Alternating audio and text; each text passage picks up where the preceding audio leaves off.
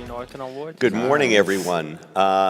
Good early morning, everyone. I cannot believe how many people there are here. This is amazing. So you're either really hungry or really interested in HER2-low or both. So welcome to this symposium on a new view of the spectrum of HER2 expression and significance of HER2-low in breast cancer. I'm Stuart Schnitt from the Brigham and Women's Hospital, Dana-Farber Cancer Institute, and Harvard Medical School, and we have a really excellent symposium for you this morning. The faculty, in addition to me, include Paolo Tarantino, who is an advanced research fellow at the Breast Oncology Center at Dana-Farber and Harvard Medical School.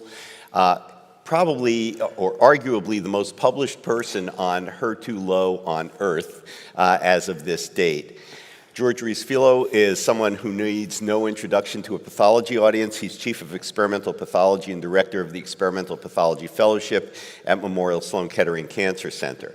And we honestly have been working together for several weeks to try to make a program for you that we think will be both informative and entertaining.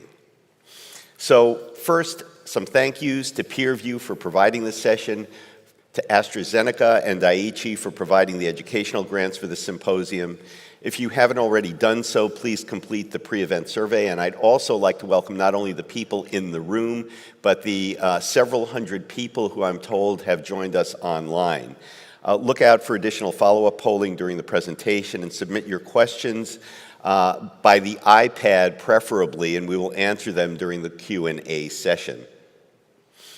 And also visit the PeerView website to view the slides of the presentation and any practice aids that you will be able to download after the event. So the goals of this presentation are to improve your knowledge of HER2-low breast cancer, including the clinical scenarios, terms and definitions, testing methods that we currently use, and testing methods that are on the horizon to better identify these tumors. So the way we've structured this program is that Dr. Tarantino will give us the foundational aspects and evolving understanding of HER2-low breast cancer from primarily the clinical perspective. I will then talk about current strategies for HER2 testing to identify HER2-low breast cancers. And Dr. Reis-Filho will talk about future directions in HER2 testing to improve the detection of HER2-low breast cancers. And that will be followed by a panel discussion with interactive Q&A and reflections and conclusions. So I think we're ready to get started. So the first talk will be by Dr. Tarantino, entitled The Foundational Aspects and Evolving Understanding of HER2-low Breast Cancer. Thank you for the introduction. Thank you to everybody for being here at this early time of the day. I'm very happy to be here to discuss my favorite topic in oncology, which is HER2-low, of course. But first, a question for everybody.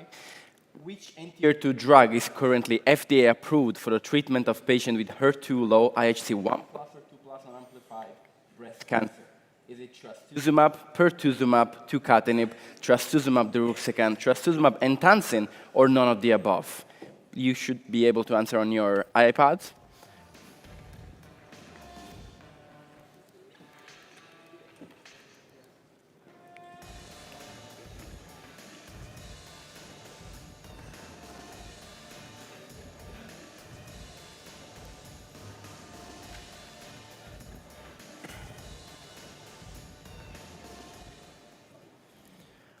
All right, looks like we can go home and get some more sleep because everybody got it right.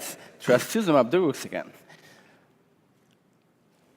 And we can move on. And I'm going to start from a few years ago with this talk, but in the 80s and 90s, when HER2 as an oncogene was characterized, and it was shown that about 15 to 20% of breast tumors harbored amplification of the HER2 oncogene, which led to overexpression of the HER2 oncoprotein on the cell membrane, and these tumors, this 15-20% of the tumors, exhibited very distinct clinical and biologic characteristics and a worse prognosis compared to HER2-negative tumors.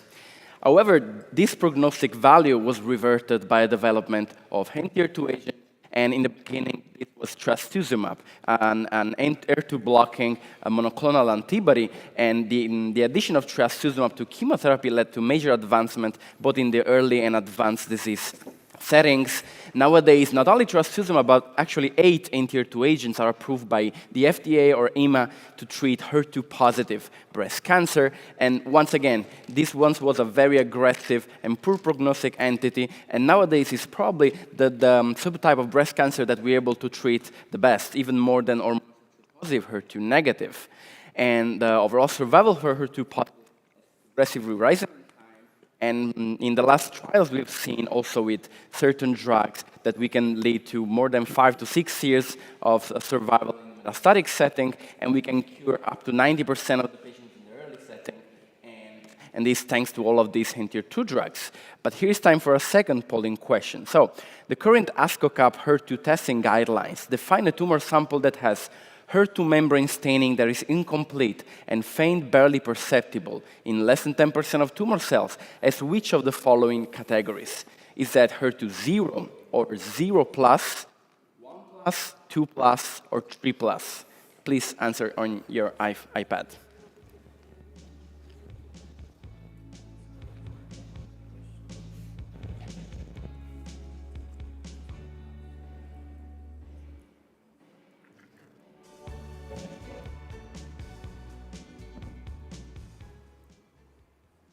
All right, here there is some disagreement, 0, 0 plus, 1 plus, very concordant on what we're going to discuss today. A lot of disagreement, both in this room and everywhere in the world right now. So we can go. It is what it the is. traditional HER2 pie chart. As I said, 15 to 20% of tumors are HER2 positive, but the remaining part of the pie chart has been called HER2 negative for the past 2 decades or more. Mostly because it was a subtype of breast cancer we could treat with anti-HER2 drugs. They didn't work, basically, despite the fact that there actually is some HER2 detectable with immunohistochemistry, even in what we call HER2 negative breast cancer, thousands of HER2 receptors on these cells that, once again, and so it was worth to ask, could these tumors that are HER2 negative, but with some HER2 detectable, with IHC, derive benefit from HER2 blockade? And the largest trial to ask this question was the NSABP-B47, a phase 3 adjuvant trial attempting to see the benefit of trastuzumab, adjuvant trastuzumab added to standard chemotherapy for patients with node-positive or high-risk node-negative breast cancer that had what we call today HER2-low disease, so IHC 1 plus or 2 plus FISH negative. And the addition of trastuzumab to chemotherapy in this trial led to no benefit in invasive disease-free survival or overall survival. There's actually 2 curves there, not only one. And so even when looking at the advanced setting, pertuzumab tested in HER2 low or HER2 negative metastatic breast cancer led to an objective response rate of 2%, progression-free survival 1.5 months. Basically, HER2 blockade in HER2 negative or HER2 low, HER2 non-amplified breast cancer doesn't work, doesn't bring clinical benefits. However, in the last 20 years, we've worked hard at developing novel HER2 drugs, not only HER2 monoclonal antibodies, but also antibody-drug conjugates. That is the class of drug we're going to discuss mostly today, but also bispecific antibodies, vaccines. In general, we've expanded the arsenal against HER2 to treat breast cancer. And the first antibody-drug conjugate to be developed in breast oncology was TDM1, trastuzumab emtansine, and this was approved for treating metastatic breast cancer in 2013, but was tested also in a subset of HER2-negative tumors and was found to be not so effective. Response rate of 4.8%, median PFS of 2.6 months. So in general, TDM1 is not the best agent for negative breast cancer for a variety of reasons. And these reasons were tackled by a novel generation of antibody-drug conjugates. So the way antibody-drug conjugates work is delivering chemotherapy towards cells expressing a certain antigen, in this case HER2. However, novel conjugates compared to TDM1 have a higher amount of chemotherapy linked to each antibody, what we call drug-to-antibody ratio, that for trastuzumab deruxtecan, for instance, is 8, whereas for TDM1 was about 3.5. And then you have a cleavable linker. TDM1 is a very strong linker, very stable linker that allows to deliver the chemotherapy that remains into the cell. In this case, we have a cleavable linker that allows for the bystander effect, and the payload can diffuse also to nearby cells, even if they don't express HER2.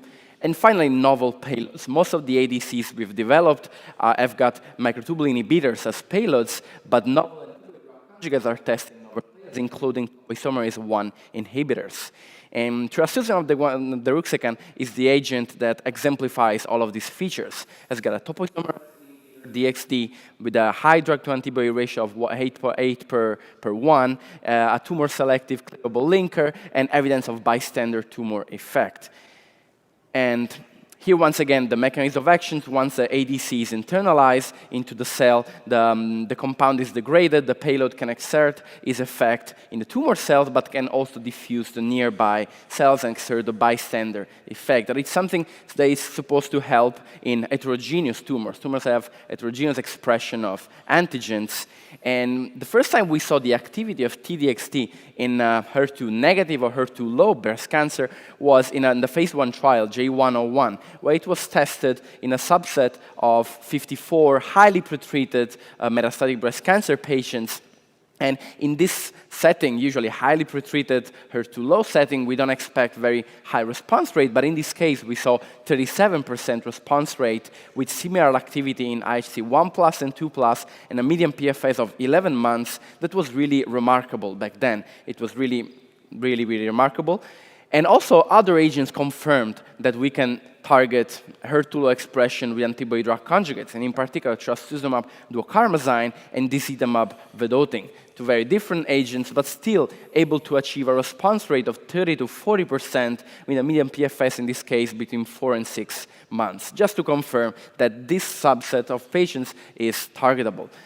And so this led to change a little bit the pie chart of HER2 targetability. Not only the 15 to 20% of HER2-positive breast cancer were targetable, but actually an entire new subset of 50% of breast cancer that are called now HER2 low. Once again, IHC 1+, 2+, non-amplified, that can be targeted with novel ADC. And it's half or even more than all metastatic breast cancers, but it's important to remember that the percentage really depends on the hormone receptor expression, because among hormone receptor positive tumors, HER2 non-amplified, about 2/3 are HER2 low, whereas among triple negative tumors, about 1/3, 30 to 40%, are HER2 low.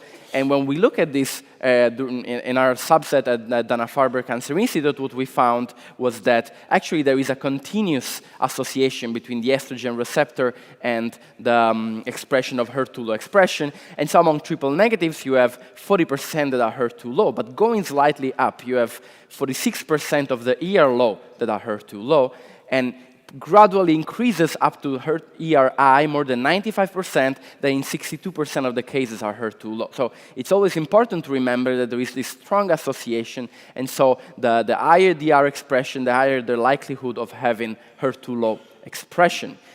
But once we looked, and several groups looked at the genomic profile of HER2 low tumors compared to HER2 zero, that are the two subsets that compose the HER2 negative microarea, what we and others have found is that there's like minimal differences in genomic alterations between HER2 low and HER2 zero. It's not that there are different entities in terms of genomic alterations. And even in terms of prognosis, a wide variety of trials have been conducted to elucidate if HER2 low expressing tumors behave in a different way compared to HER2 zero. And once you correct for the very important confounder of hormone receptor expression, and so you divide hormone receptor positive from triple negative tumors, there apparently is no major prognostic significance for HER2 low expression, and this was recently nicely shown in a study from the National Cancer Database of more than 1 million patients. So a very remarkable study that divided triple negative from HR positive and looked at HER2 low versus HER2 zero, and what they found is actually that the curves for overall survival are overlapping in each setting, in each stage 1, 2, 3, 4 in both cases. And so really no major prognostic significance in this case. And so HER2 low, is it a distinct entity? Well, it has no benefit with treatment with trastuzumab, pertuzumab, no distinct genomic profile, and no distinct prognosis. So not clearly a distinct subtype of breast cancer compared to HER2 zero. And so why bother defining this new entity of HER2 low breast cancer? Well, one main reason, and this reason is called DESTINY-Breast04. There is the trial that prompted a standing ovation last year at ASCO at the plenary session. And this was a phase 3 study that tested trastuzumab deruxtecan versus chemotherapy of physician choice in a population of patients with metastatic breast cancer that was HER2 low, so IHC 1+, 2+, non-amplified, that had been treated with 1 to 2 lines of chemotherapy and endocrine treatment if applicable. And most of the patients in this trial had hormone receptor positive disease, but there was a subset of 10% that had triple negative disease, and the primary endpoint was progression-free survival in the HR positive population and in the overall population. And when you look at the population enrolled, the median numbers of prior lines was 1 chemotherapy, the median numbers of prior endocrine treatment was 2 lines, the HER2 status was nicely divided, about 60% 1+, 40% 2+, each negative, and once again, 90% of the population was hormone receptor positive in this trial, 10% was triple negative.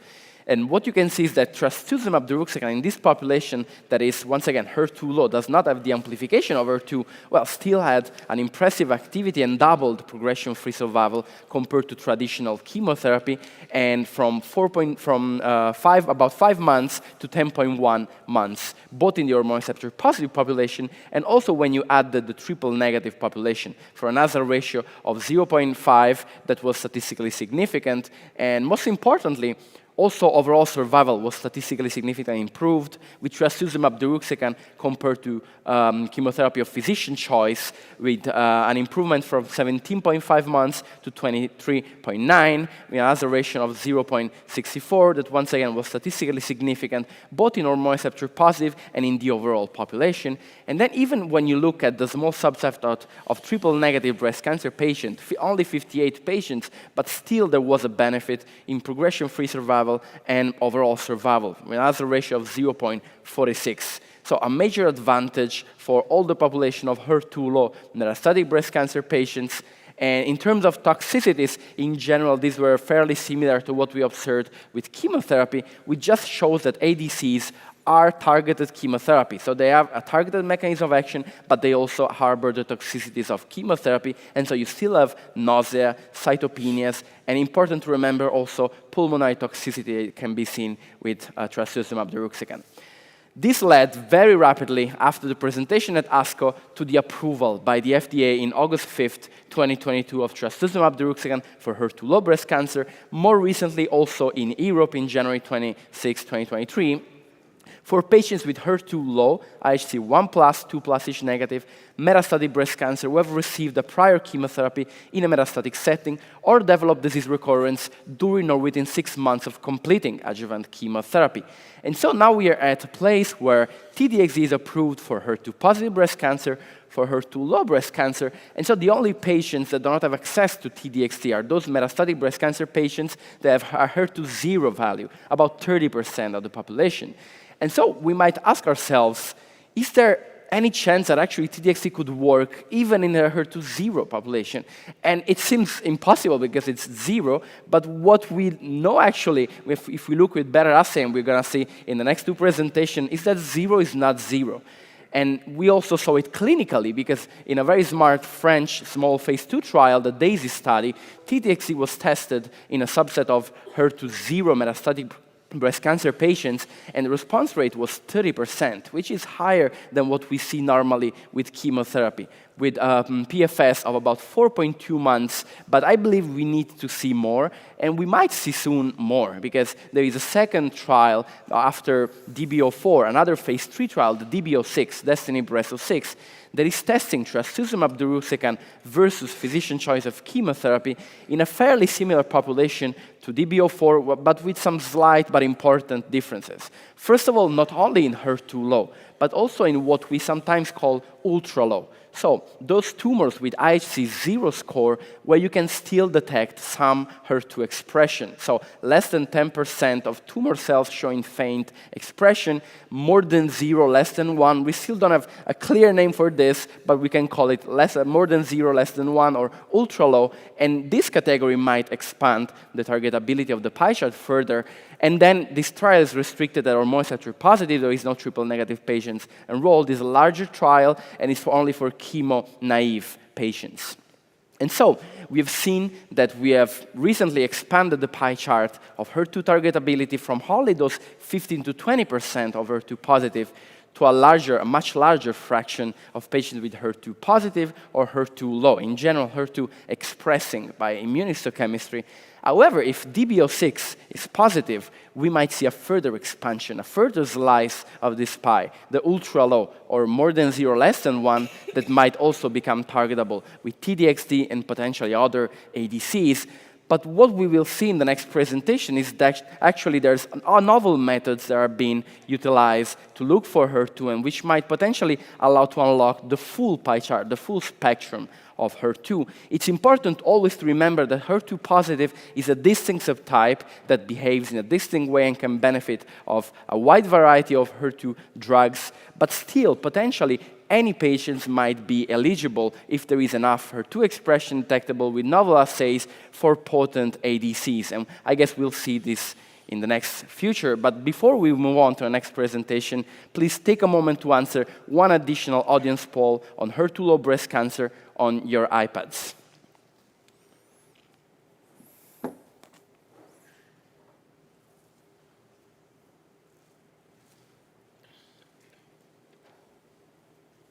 Thank you very much, and I'll pass the word to Stu, please. Thank you, Paolo.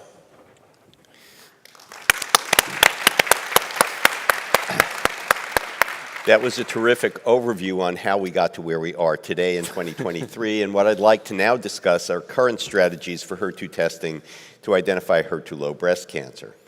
And I thought I would start out with a brief historical perspective. So, as you may remember, those of you who are old enough, back in the 1990s, there were several pivotal trials that led to the FDA approval of trastuzumab. And those were really two major trials. In patients with HER2-positive metastatic breast cancer, trastuzumab monotherapy was effective in patients who failed treatment with prior chemotherapy. And in the other trial, trastuzumab plus chemotherapy was more effective than chemotherapy alone as first-line treatment for these patients with HER2-positive metastatic breast cancer.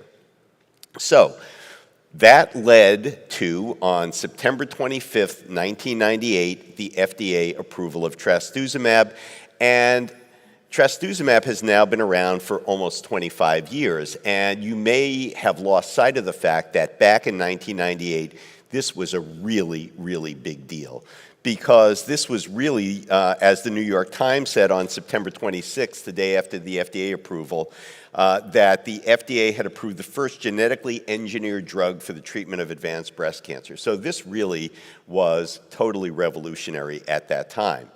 At the same time, the FDA approved a companion diagnostic for testing for HER2-positive breast cancers, that is, Hercept test that was produced by the company called Dako at that time. But when you think about it, we had problems with HER2 immunohistochemical testing from day one.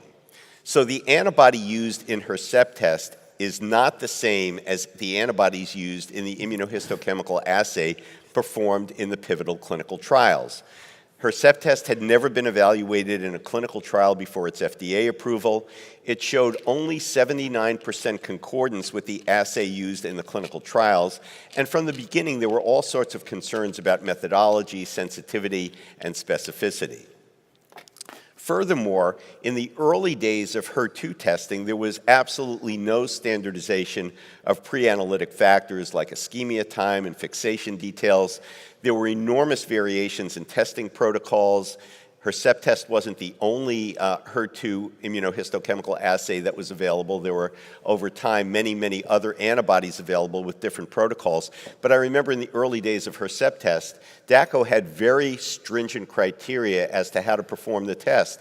But when people didn't like the way it worked in their lab, they said, well, we'll let this go a little longer in incubation, or we'll jack up the temperature for the antigen retrieval. So even people who used Hercept test played with the assay that deviated from the FDA-approved assay. And there were always variations in interpretation and reporting. Furthermore, as more and more people started getting tested for HER2 in the setting of randomized clinical trials, it became clear that there were problems with HER2 testing. For example, in the NSABP B31 randomized trials, it was found that 18% of community-based assays considered positive for HER2 overexpression could not be confirmed in central laboratory testing. And similarly, in the intergroup N9831 trial, a quarter of community-based assays considered positive for HER2 overexpression could not be confirmed in a central lab. So, problems from the start. And this led ultimately to the understanding that we had serious concerns about HER2 testing in the early days, which really were related to lack of standardization of pre-analytic, analytic, and post-analytic factors. And the big problem in the early days was too many false positives. So let's jump ahead to 2007, when ASCO-CAP published their first HER2 testing guidelines, which were aimed at addressing these problematic areas. And as you know, these guidelines were updated again in 2013, and most recently in 2018. And it's of interest that the emphasis of these various iterations of the ASCO-CAP guidelines were different. So in the 2007 guideline, the primary focus was to reduce false positive results for the reasons that I just showed you. And the percent positive cells to score a tumor as 3+ was raised from 10%, as used in the clinical trials, to greater than 30%. Well, unfortunately, the pendulum swung the other way, and we were winding up with too many false negatives. So ASCO-CAP brought back the 10% guideline in their 2013 update. And in the 2018 update, there was very little attention paid to HER2 IHC. Most of that update was focused on less common FISH patterns using the dual probe assay. So this is the most recent algorithm for HER2 testing from ASCO-CAP. This is the 2018 guideline for IHC. And as you can see, cases that were scored as 1+, defined as incomplete membrane staining that's faint or barely perceptible and greater than 10% of the tumor cells, are called 1+. Tumors that have either absolutely no staining or membrane staining that's faint, barely perceptible, and in less than or equal to 10% of the tumor cells were called 0. But combined, these were called HER2 negative. And for many, many years, many pathology labs were simply reporting cases as 3+, 2+, or negative, and lumping together the 0s and 1+s as HER2 negative. So here are some examples that I hope many or all of you will agree with are representative of the categories defined by ASCO-CAP: 0, 1+, 2+, and 3+. But for us as pathologists and for patients and medical oncologists, everything changed on June 5th, 2022, as Dr. Tarantino pointed out. And that was the date of publication of the Destiny-04 trial in the New England Journal of Medicine. And as Paolo showed you, there was in this trial, in association with trastuzumab deruxtecan, a reduction in risk of disease progression or death by about 50%, and a reduction in risk of death by 36%. And again, as Dr. Tarantino pointed out, when this was presented at ASCO, the speaker received a 5-minute standing ovation. So this was really revolutionary and practice-changing. So a few points about the Destiny-04 trial. There was central HER2 testing of archived tumor or a recent biopsy. The HER2 assay that was used was the Ventana HER2 assay using the 4B5 antibody. And again, in this trial, HER2 low was defined as IHC 1+ or IHC 2+ without gene amplification. Now, the publication of this paper, as I'm sure you remember, resulted in an immediate clinical need to reliably identify HER2-low breast cancers. And at our institution, we had always been scoring HER2-0 and specifying that it was either 0 or 1+. But I know at many institutions, pathology reports just said HER2-0 parentheses, HER2-negative parentheses 0 or 1+. So what are the problems with diagnosing HER2-low breast cancer? Well, when you think about it, the HER2 IHC assays were developed to detect HER2-positive breast cancers, that is, those that are HER2-3+, those that have high levels of HER2 overexpression. These assays have insufficient dynamic range to reliably distinguish between HER2-0 and HER2-1+ cases, and they were never meant to be used for this purpose. Furthermore, we know from a variety of studies that we as pathologists have very, very poor inter-observer reproducibility in distinguishing HER2-0 from HER2-1+ cases. And that was emphasized by this paper from David Rim's group published last year, in which 18 experienced pathologists looked at 170 cases with HER2 stains. And in this study, they found only 26% concordance between the diagnosis of HER2-0 and HER2-1+ cases. Now, admittedly, these pathologists who did this study weren't specifically told to focus on 0 versus 1+. They were simply asked to score the cases as 0, 1+, 2+, or 3+. But one could argue that this, in fact, represents routine clinical practice. Other problems with diagnosing HER2-low breast cancers is that many labs don't use the Ventana platform and the 4B5 antibody used in the Destiny Breast 04 trial. I know we do not use that in our pathology department. Furthermore, the sensitivity for identifying HER2-1+ cases has been shown to vary among different assays. For example, if you take the same tumor and stain it with Hercept test and 4B5, Hercept test is more likely to give you a 1+ result than 4B5. And in this scenario where we're looking for very small amounts of reaction product, pre-analytic factors are likely of very, very critical importance. That is ischemia time, fixation time, antigen retrieval methods, etc. Furthermore, HER2-low breast cancers don't necessarily know they're HER2 at every stage of their evolution. And there is evolution of HER2-low expression over time. So then the question is, which specimen do you test? If you have a HER2-low, if you have HER2-0 in one specimen from a patient, do you go back and test other specimens to hunt around and look for a specimen that's HER2-1+?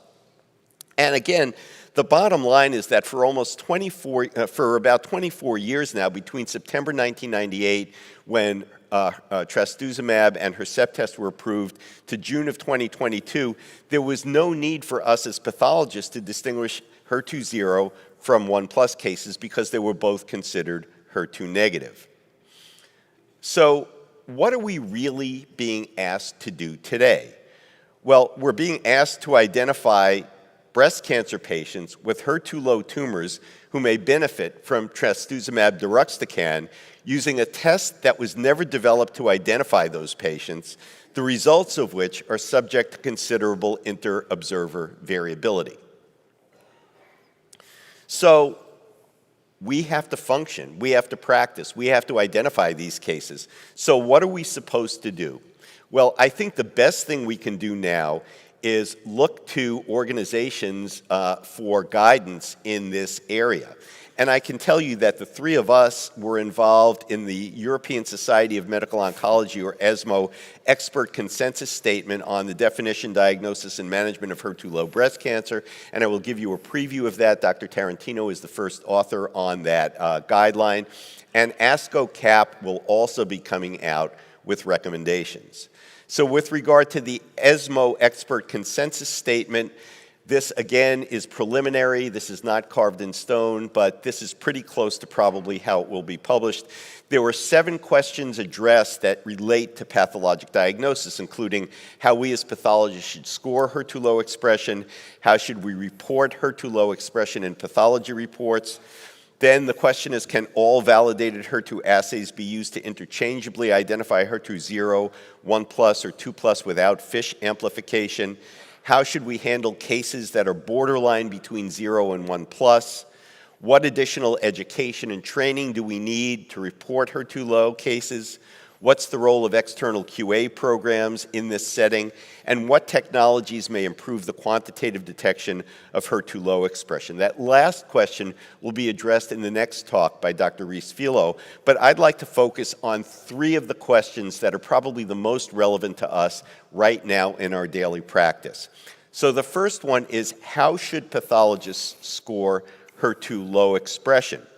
And the current draft of the ESMO guideline says that we should score HER2-low expression using the ASCO-CAP 2018 algorithm, but with the recommendation of the simplification that was utilized in the DESTINY-Breast04 trial, namely the use of faint rather than faint barely perceptible for the definition of 0 and 1+.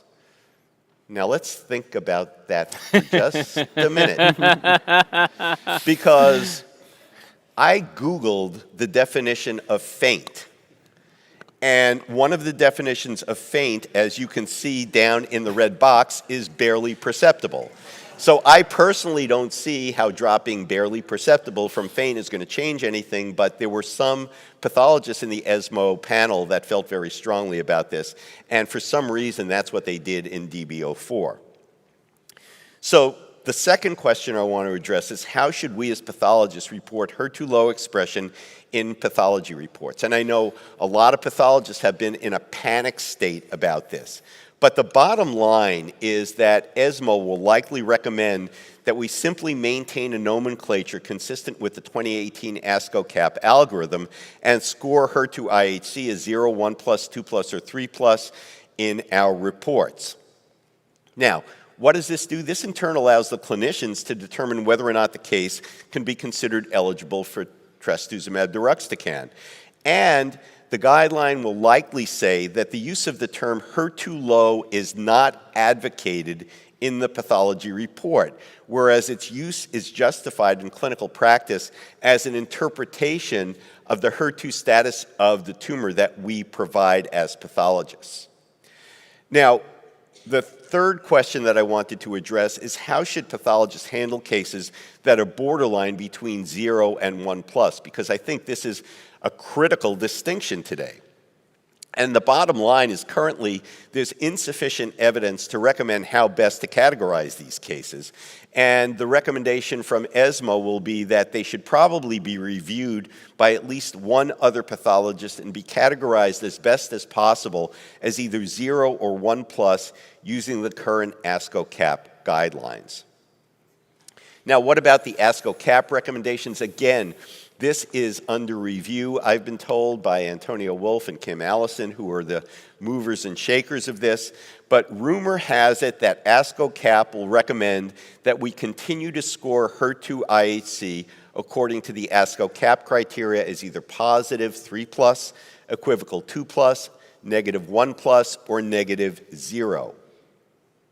Furthermore, they're likely to recommend that we spend time examining these stains at high power of 40x when we're trying to distinguish between 0 and 1+, and as the ESMO guidelines suggest, have a low threshold for seeking another opinion for cases that are on the borderline between 0 and 1+, and they also will likely recommend using controls with a range of HER2 expression, not just strong HER2 3+ types, but also HER2 tumors that show low levels of expression, including 1+. And rumor has it that ASCO-CAP will also recommend that we not use HER2-low terminology in our reports. So what's the rationale for not using HER2-low terminology in pathology reports? Well, I think many people think that HER2-low is a clinical interpretation of the immunohistochemical results, analogous to triple-negative breast cancer. So we certainly report breast cancers as ER-negative, PR-negative, and HER2-negative based on our IHC assays, but we don't typically use triple-negative in our pathology reports. Furthermore, Only some cases considered HER2 low can be categorized as such by IHC alone, right? When we're looking at an immunostain, if it's 1+, we could say, well, this is in the HER2 low category. But if it's 2+, we don't know whether it's amplified or not. If it's not amplified, it's HER2 low. If it's amplified, it's HER2 positive. So this could result in inconsistency in reporting cases as HER2 low based on the immunohistochemical findings. Now, as you know, because you're all here, this is a very hot topic. So hot that 21% of all the breast abstracts at this meeting deal with HER2 low. So when you're walking through your posters, 1 in 5 is going to be on HER2 low. So, as Paolo mentioned, the critical unanswered question is, will HER2 zero cases, that is ultra low and null, respond to antibody drug conjugates? If that is the case, then there will be no need to distinguish HER2 1+ from HER2 zero cases, and assessing HER2 may become binary, where we break HER2 positive breast cancers into those that are overexpressed or amplified versus all others. In the meantime, are there better ways than current IHC methods to reliably identify HER2 low breast cancers? And this topic will be addressed by our next speaker, Dr. George Reis-Filho from Memorial Sloan Kettering Cancer Center. But before we move on, please take a moment to answer the additional poll questions on your iPad. Thank you.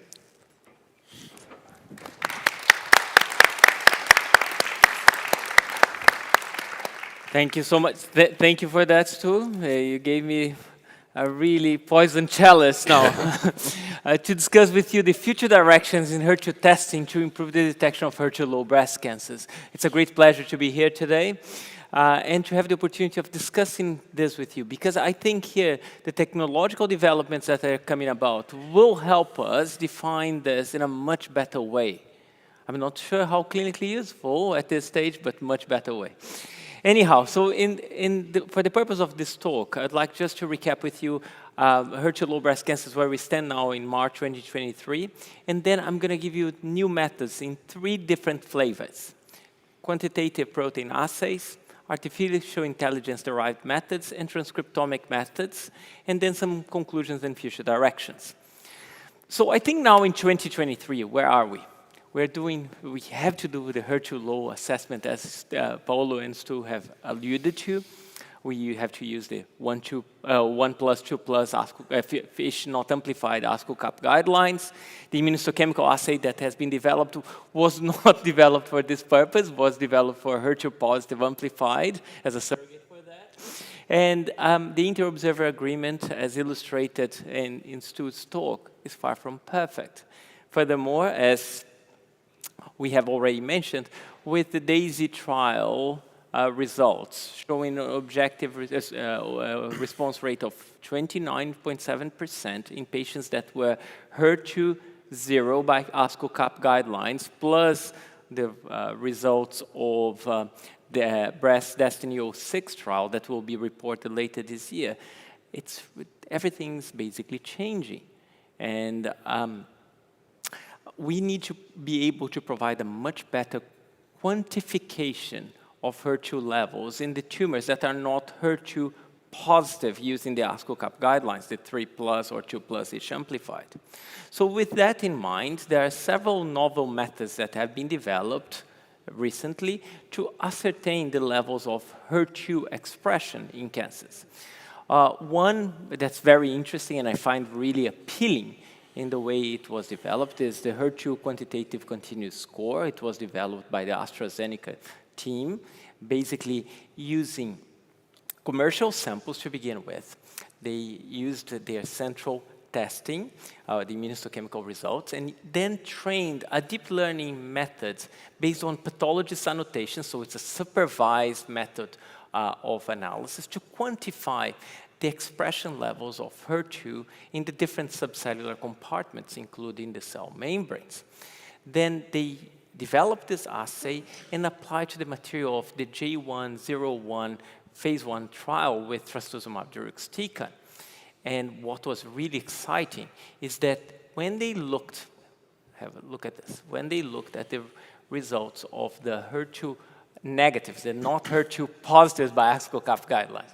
They looked at those results in terms of the distribution of HER2 quantitative values, okay? They observed that there was a spread, there was a great distribution of values there, and that they could split this subset of HER2 not positive into two groups, one that is low expressors and one that's high expressors using the HER2 quantitative score. And the ORR was very different between the two groups, suggesting here that the quantitation was really meaningful from the perspective of the reanalysis of this phase 1 trial material. This does not mean that this test can be used to stratify in a predictive manner the patients with HER2 not positive, let's put it this way. However, it does show that there is a spectrum of expression within the tumors that we classify as not positive. But I have to say that this was only quantifying immunohistochemistry using assays that are already developed in the context of using artificial intelligence methods. So just better quantification using machine learning methods. But with the development of multiplex immunofluorescence, I have to say that long gone are the days where our dynamic range was only that offered by DAB, and we had to do one marker per slide. As a matter of fact, now we can do up to 90-something markers on a single slide using one of the commercially available platforms for multiplex immunophenotyping. So it comes as no surprise that many groups have now sought to use this type of combinatorial immunofluorescence assays to try and quantify several different parameters in cancer, including the microenvironment, as illustrated here on this slide, but also the expression of different proteins or pathways within a given cancer cell, and perhaps just a better way for us to quantify with a much greater dynamic range the expression of HER2 within the cancer cells of a tumor. And I think the work done by David Rim's group is really exciting in that regard because they developed quantitative HER2 assessment based on a multiplex immunophenotyping using the system that they had developed back in 2002, the AQUA system, whereby you can provide a real quantification of the expression of a protein within a given cell population and with great precision. So the way they did it was to use this system, benchmarked the expression of HER2 using breast cancer cell lines for which the expression of HER2 was quantified by mass spec.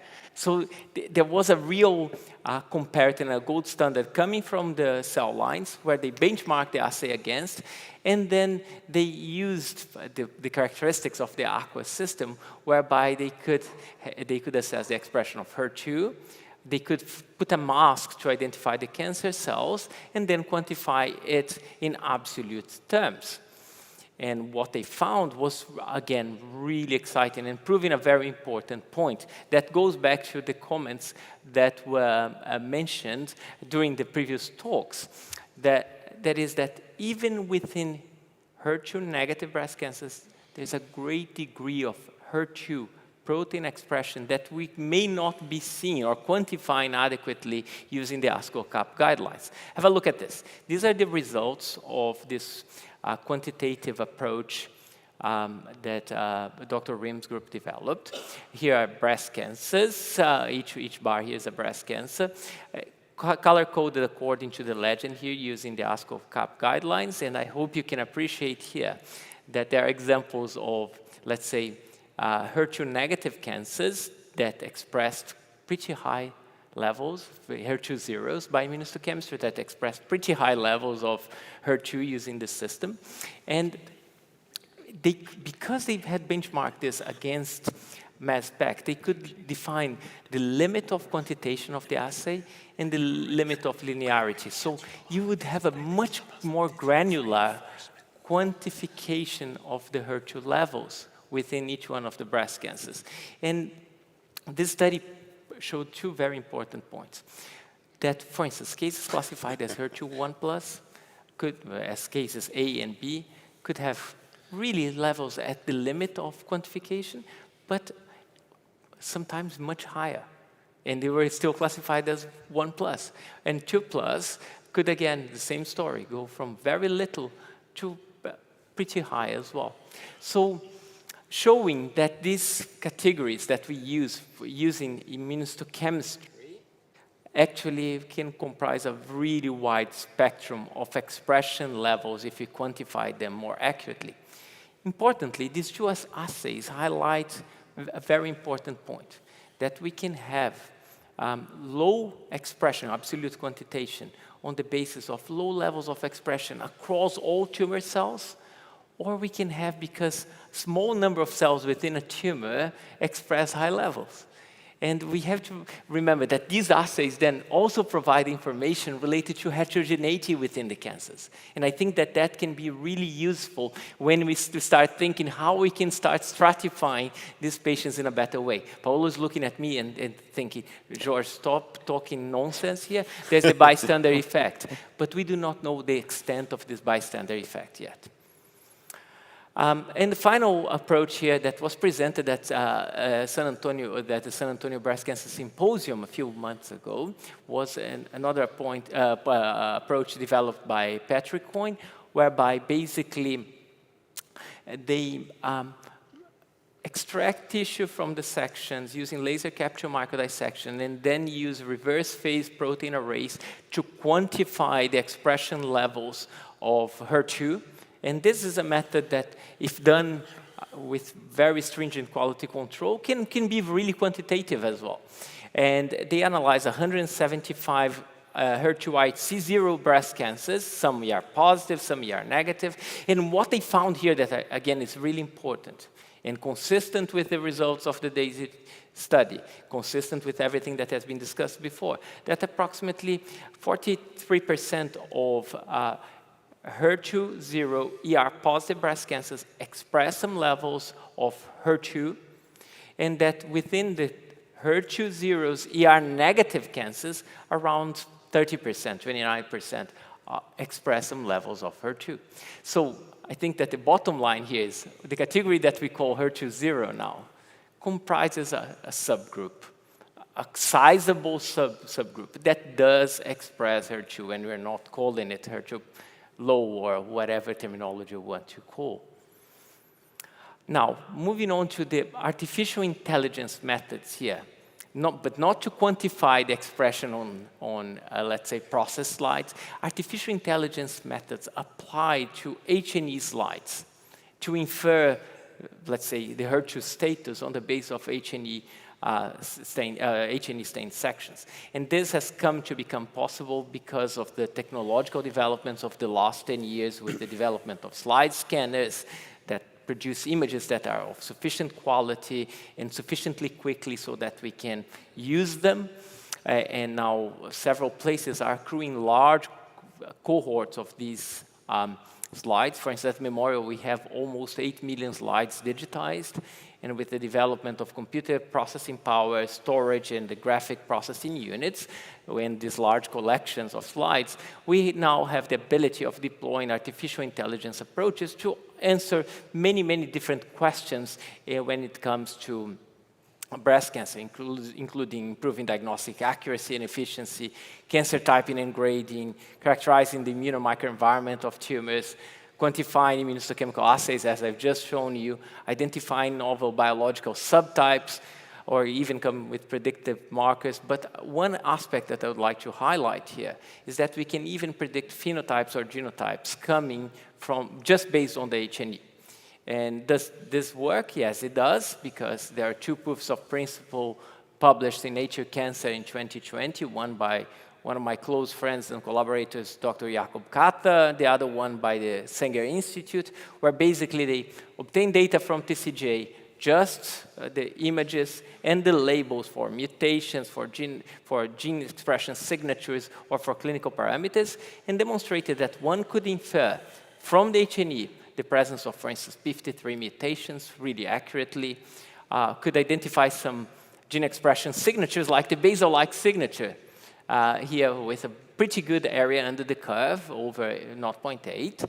But I would ask you, most of us here would be able to tell one of our residents that a tumor is very likely to be a basal-like breast cancer on the basis of histology. So it's just showing that there is a phenotypic representation. And of course, the histologic and clinical subtypes. In particular, lobular carcinoma did not do too bad here. And again, because we know that there's a morphologic correlate, a histology here that can be picked up. So on that basis, so what we have sought to do in our group in partnership with Page.ai, and this is one of my conflicts of interest here, we try to leverage one aspect of HER2-positive breast cancer, HER2-negative breast cancers that was quite interesting for us to try and address the question of what breast cancers are really HER2 zero. They express no HER2. And we're very fortunate because a large proportion of our patients end up being profiled with the 21 gene score. And in those reports, we also have the quantitative assessment of HER2 mRNA. Okay, so on that basis, what we did was we retrieved the results of the immunohistochemical assays. And as you can see here, several cases were reported as 0, 1 plus or 1, 2, 2 plus, 2 plus. And so we did not curate these results at all and just plotted the HER2 mRNA expression levels according to the different immunohistochemical classifications of the tumors. And if we focus on the HER2 zero by immunohistochemistry, you'll see that it has a bimodal distribution when it comes to mRNA. There's a peak here around 7.4, 7.6. That's the limit of detection of HER2 mRNA using the assay. And then there's a second Gaussian distribution. So if we think about this curve here, okay, these cases here that are HER2 zero by immunohistochemistry express some HER2 mRNA, there are two possibilities. One, that the cancer cells do express HER2 mRNA. The other is just entrapment of normal breast tissue, because that would give us a positive result. So we did not use those results at all. We focused on these tumors here, the ones that are HER2 zero by immunohistochemistry and had no HER2 mRNA expression. And then we trained a system whereby we got the histological slide images, we split them into tiles, then put these tiles through a multiple instance learning system that was developed by Dr. Thomas Fuchs, where we trained in over 40,000 slides, where we can stratify breast cancers into invasive breast cancer, in situ, pre-malignant, and then we use only the areas of invasive carcinoma. And then we extract this data, the vectors, and put it through a forward aggregator neural network, whereby we had training, tuning, and validation sets, 6, 3, 1, and asked, can you classify, can you identify for us the HER2 zero, by, completely zero, immunohistochemistry zero, mRNA zero, okay? And these are the results. So here it was our first attempt, presented last year at ESMO, where basically we obtained an area under the curve of approximately 0.91, which is good, not perfect, but good. The sensitivity is still not perfect. It requires further refinement, but it's a very interesting way to look at the histology, and the histology itself is providing sufficient elements to us for us to be able to find those cancers that are HER2 zero zero. And I find this really exciting because it does come to show that perhaps there is some different biology or different phenotypic traits. And then we looked at the same algorithm in terms of the classification of HER2 zero alone in a separate validation series. HER2 zero, HER2 low, or HER2 amplified, the HER2 positive ones. And an interesting observation here is that the performance for the HER2 amplified was not as good as we anticipated. And why? If we look at a subset of HER2 zeros and HER2 positives, they are grade 3 breast cancer. There's a subset that overlaps, and the algorithm finds it hard to differentiate those that very extreme, the HER2 zeros that are let's say grade 3 rather aggressive breast cancers, and a subset of the HER2 amplified that are grade 3 as well. So further refinement is required, but it does come to show that just by looking at H&E, we can get to this point. And to finalize this talk, just a few words about novel methods for HER2-low assessment on the basis of transcriptomic methods. And as we discussed, the HER2-lows now studied to date are on the basis of HER2-1+ or HER2-2+-ish negative. And when we look at these cases, the vast majority of them are ER positive, not exclusively, of course, but ER positive. But work from Alex Pratt's group demonstrated that within HER2-low breast cancers, when we do PUM50, the vast majority of these tumors are classified as luminal A or luminal B. A small subset, 9 to 15%, are classified as basal-like. And then only a teeny tiny minority are classified as HER2-enriched, the subgroup from PUM50 that's representative of HER2, despite the fact that very few are classified as HER2-enriched. It does, this type of analysis does come to show that the levels of HER2 mRNA are higher in HER2-low as compared to HER2-zero breast cancers. But there's a huge overlap, as you can see, between HER2-zero and HER2-low in terms of the HER2 mRNA expression. And this speaks to the fact that what we have already discussed, the distinction between 0 and 1+ is not great from a biological standpoint.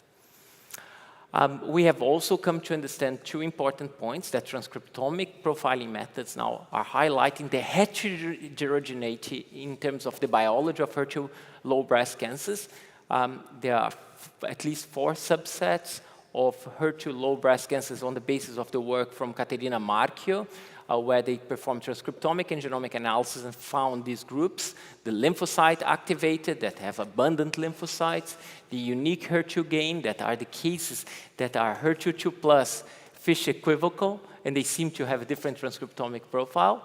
Then the tumor stroma remodeling, where there's a lot of stroma, and of course these are enriched for lobular carcinomas, and the actionable PIK3CA mutations.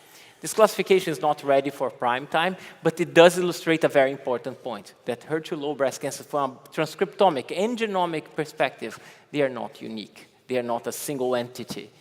They are much more likely an operational term that we use clinically now. And the other point that I would like to highlight here is the development of HER2-DX, a 27-gene assay developed by Alex Pratt's group based on four sets of genes: immune infiltration, luminal differentiation, tumor proliferation, and HER2 amplicon expression. This has been used primarily for HER2-positive breast cancers, both in terms of prognostication but also prediction, and now is beginning to be tested in the context of the so-called HER2-low breast cancers. So it's interesting that perhaps this could provide ancillary information as well in the future. So in conclusion, I hope I have demonstrated to you that novel methods have the potential of improving the quantitation in a way that we are not doing now, just by doing immunohistochemistry, reduce what we call false negatives here, and define subgroups of HER2-low breast cancers. But I would contend that the essential studies, to get to the point that Paolo brought us to here with this prescient cancer discovery perspective, is that we'll be classifying tumors as HER2 positive, and all of the others that are not HER2 positive will have to provide some form of HER2 assessment so that we can prioritize which treatments we'll be giving the patients afterwards, because there will be many antibody-drug conjugates and other therapeutic agents. And I think on that basis, if we identify through these new methods predictive markers of therapeutic response, then we'll be in a position of making really informed decisions. Until then, I think that's the best we can do, and most of these assays that I discussed today are part of only our translational research spectrum. Thank you so much for your attention.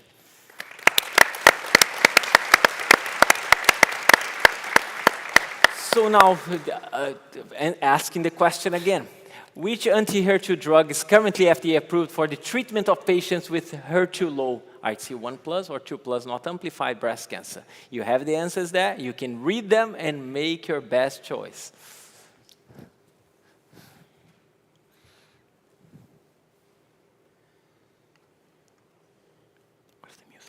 Where's the music? I love the soundtrack. Come on, guys. Sing? Sing. No, I'm not going to sing.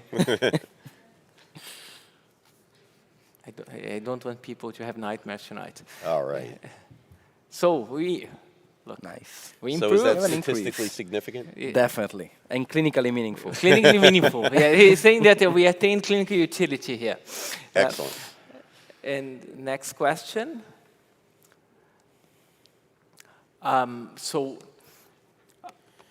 Current ASCO-CAP guidelines, current ASCO-CAP HER2 testing guidelines define a tumor sample that has HER2 membrane staining that is incomplete and is faint, struck barely perceptible. And here we have a tautology, but that's okay. In less or equal to 10% of the tumor cells, as which of the following categories? Again, you have your answers there. Okay.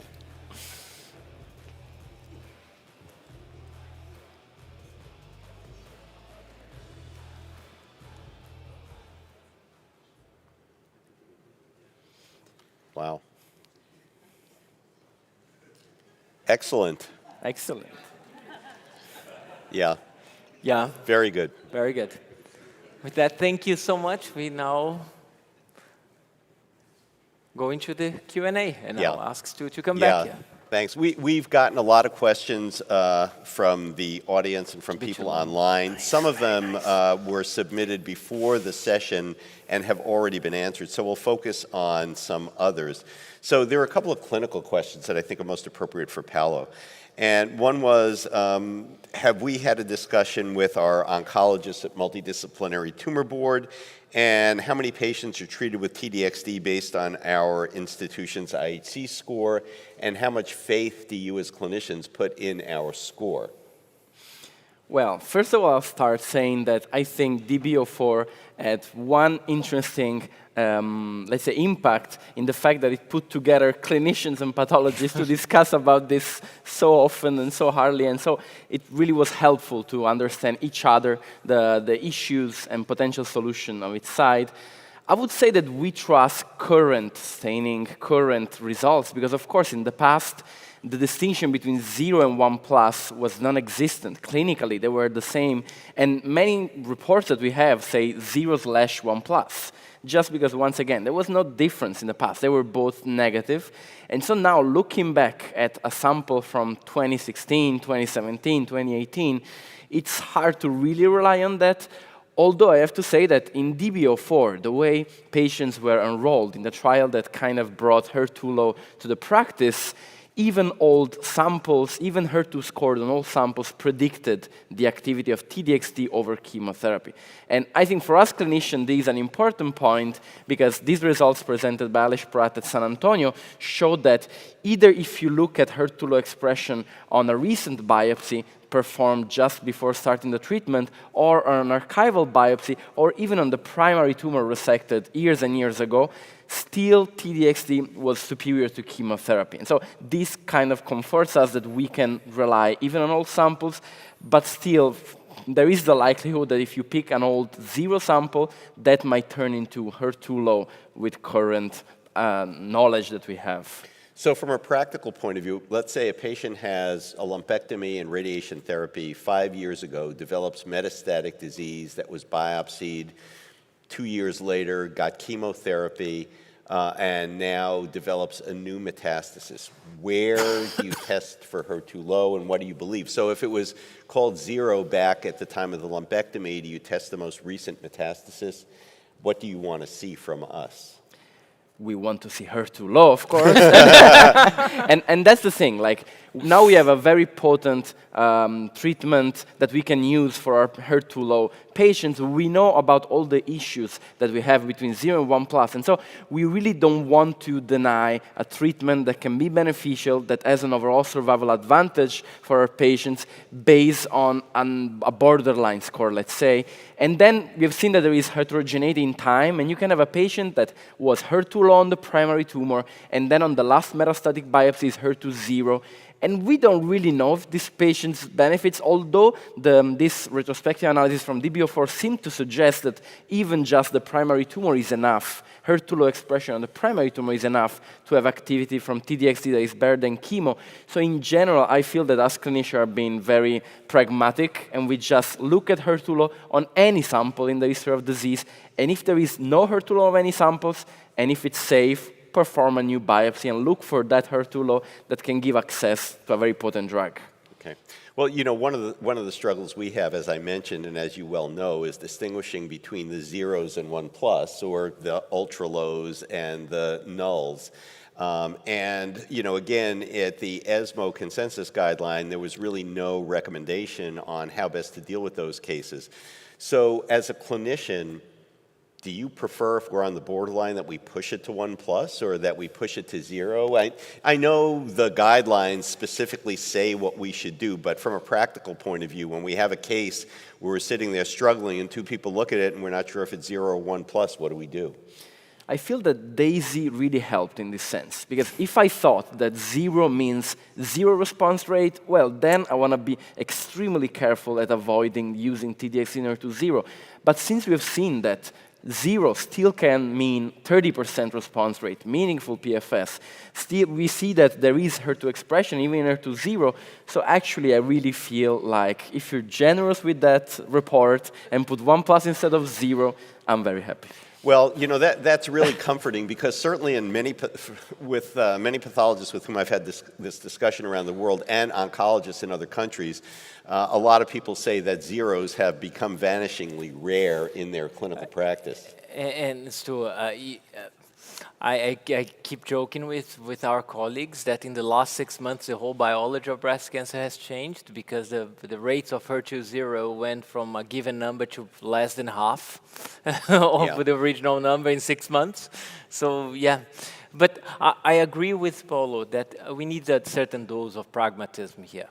And we need to be cognizant of the fact that Breast Destiny 06, when the results come out, we perhaps have to go back to the discussion that we're having here and rethink everything again.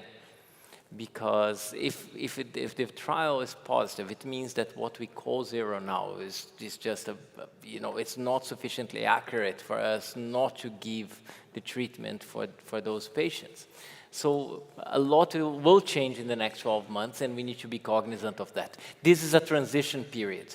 It is causing trouble for us as a community to assess it properly, but it will change again very soon. So another question that came up is the idea about quantitation by image analysis. And given the uncertainty and the fact that we really have to distinguish between 9% and 11%, should we be doing this routinely by image analysis rather than eyeballing? At this stage, let's say the guidelines are not enforcing any of that. As I said, this is for translational research endeavors, and we'll be learning more and more as we have the material from the trials. The ability of deploying these technologies will be at a much stronger position in let's say, several months' time.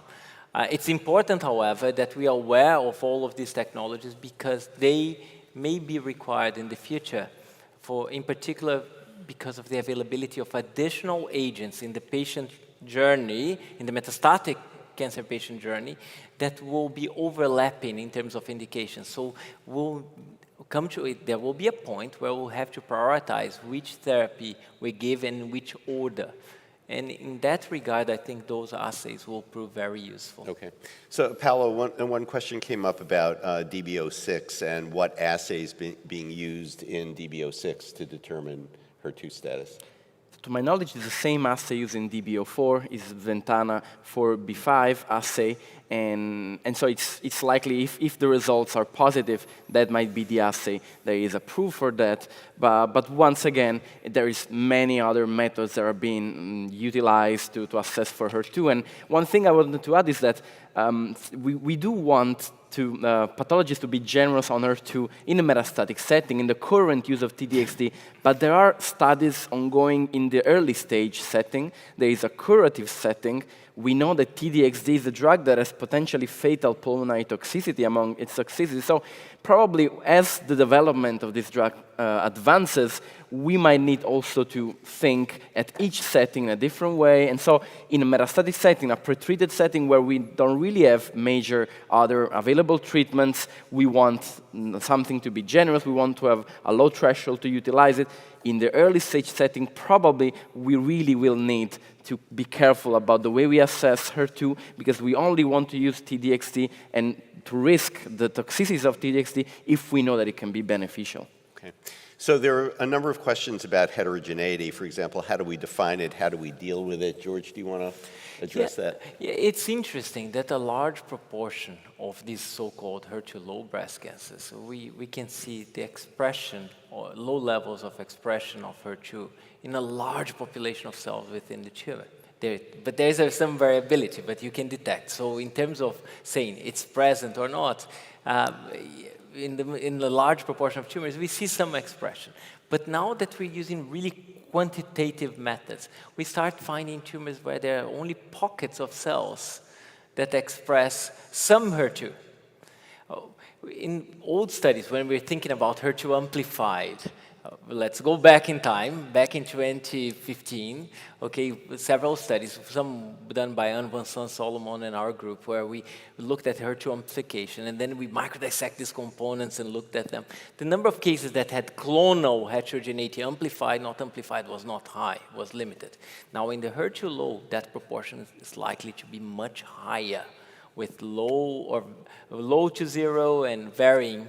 And those cases, having that information in the translational studies going forward, for us to understand what are the response rates in the ones that have 0 and 1, or 0 and some HER2 expression, versus the ones that have very little but across the tumor, will be essential, and we'll have to learn. And in that regard, the algorithms that are being developed now are really useful. So, you know, one question came up about using these antibody-drug conjugates in earlier stage breast cancer, and we know from history that the way drug use has typically evolved is it starts in the metastatic setting and then moves back toward the primary setting. So how do you see this evolving in terms of the use of TDXD and other ADCs for earlier stage breast cancer? So yeah, this is very important because we already have one ADC that has shown to improve outcome in the early setting.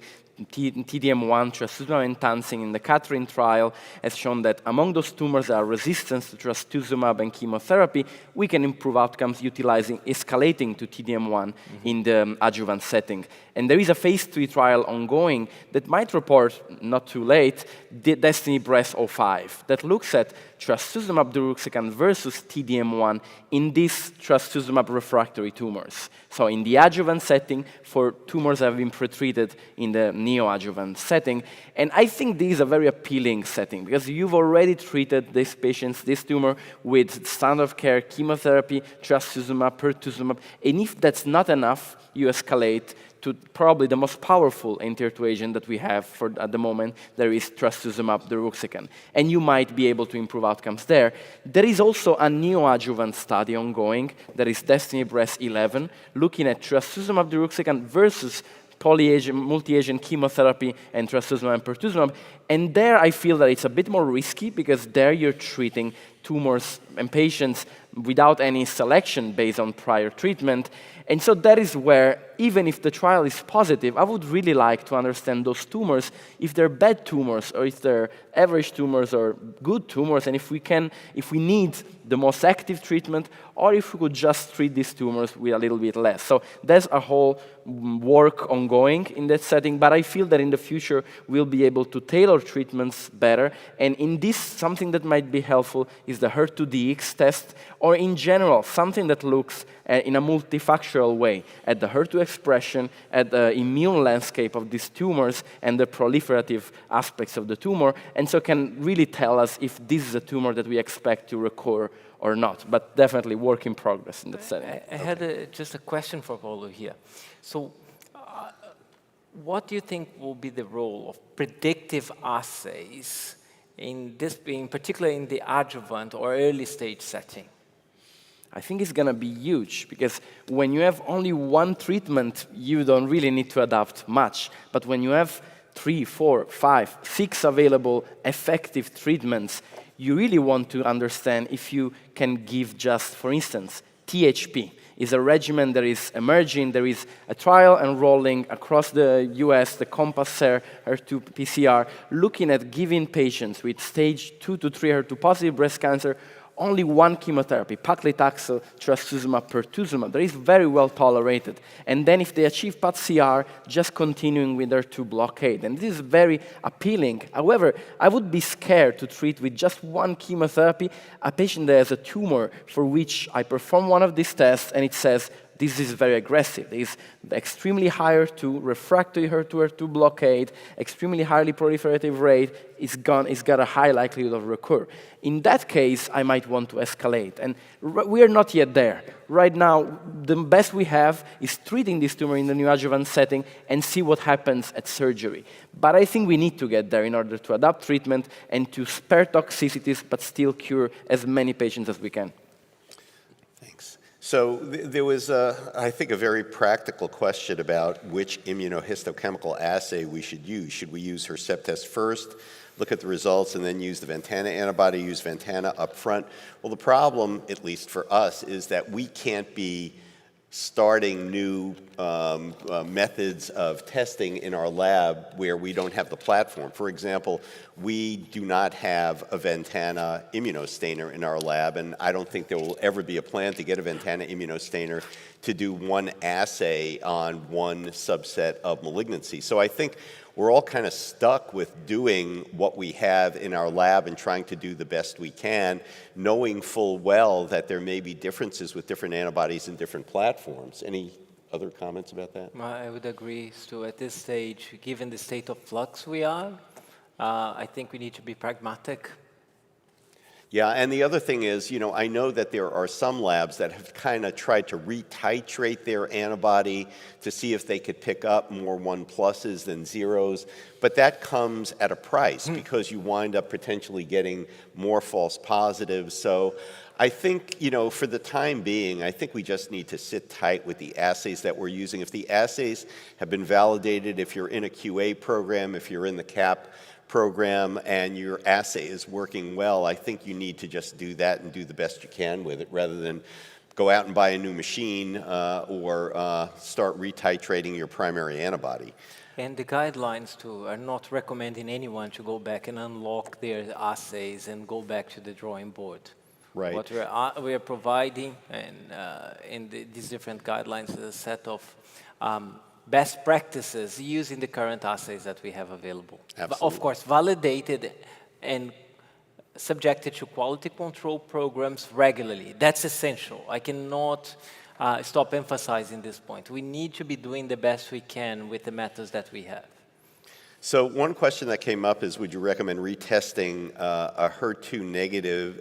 If you have HER2 0 on a core biopsy and the patient undergoes excision with upfront surgery rather than neoadjuvant chemotherapy, should the HER2 be retested on the excision? And that could even be expanded to, well, how many blocks of the excision should be tested on? Should it be tested on every block?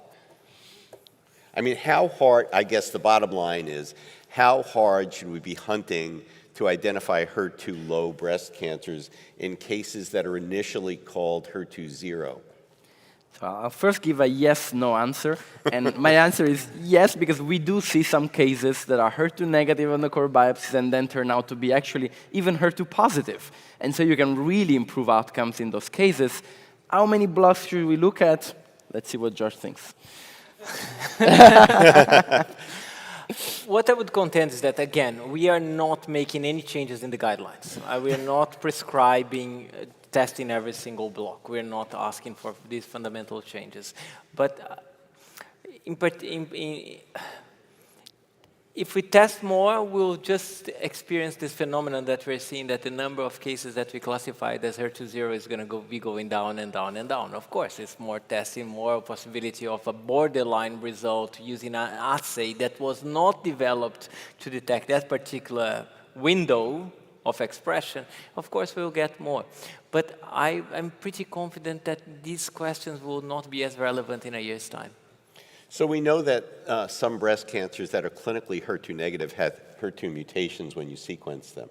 So do we know anything about HER2 mutations in tumors that are HER2 low?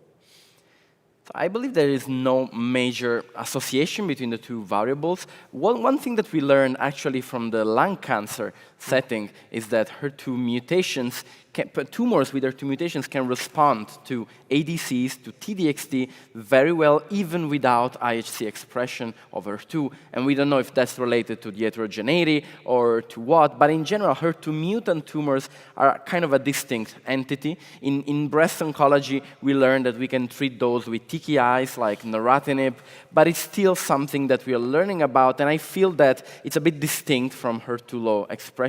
And there was a lot of work at MSK about this. I don't know if George has some additional thoughts. It's interesting, Paulo. If you look at the transcriptomic profiling of those HER2 mutated with either the extracellular domain or the tyrosine kinase domain, of course, we detect some expression of HER2 mRNA. So they are not, by mRNA profiling, they are not HER2 zeros.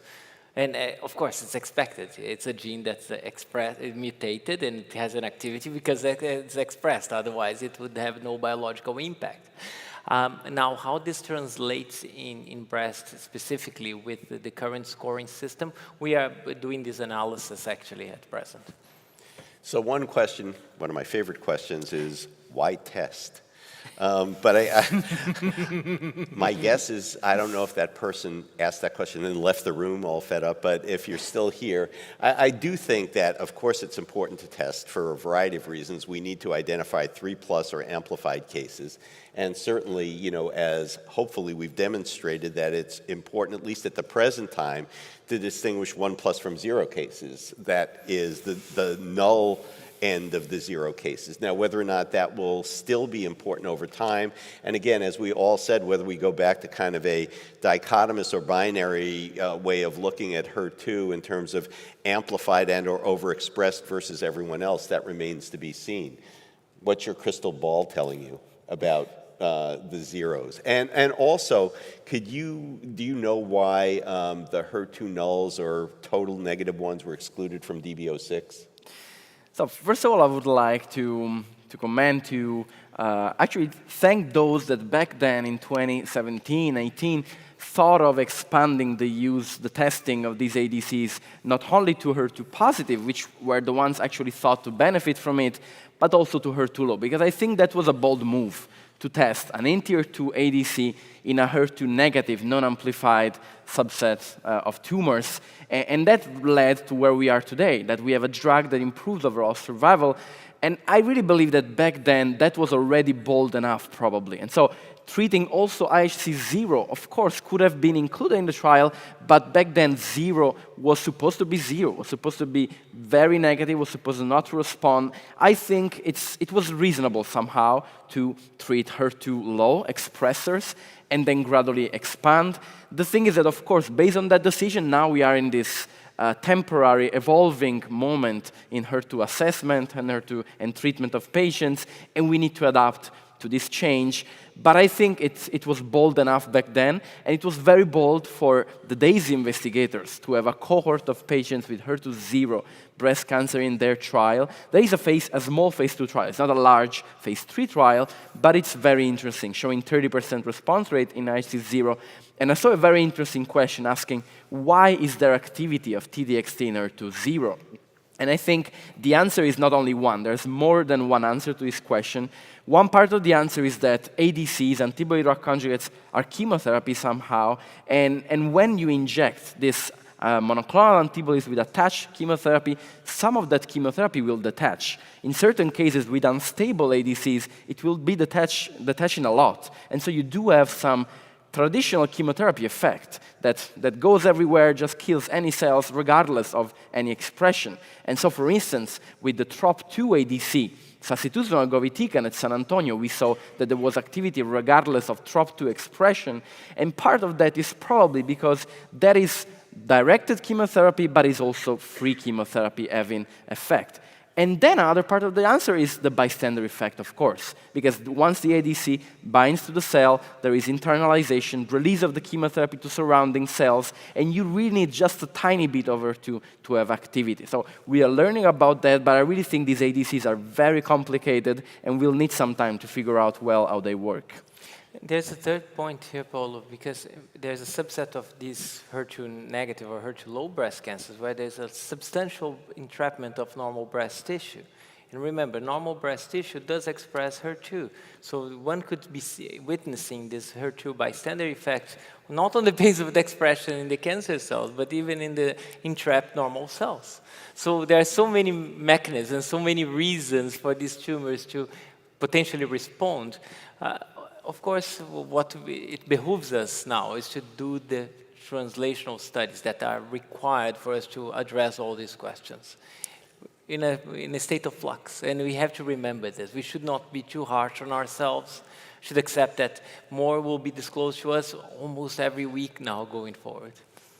Well, we have about 30 seconds left, I think. So I'd like to thank our speakers for fantastic presentations. I'd like to thank the live attendees for your interest and questions, and those of you online for your interest and questions beforehand and during.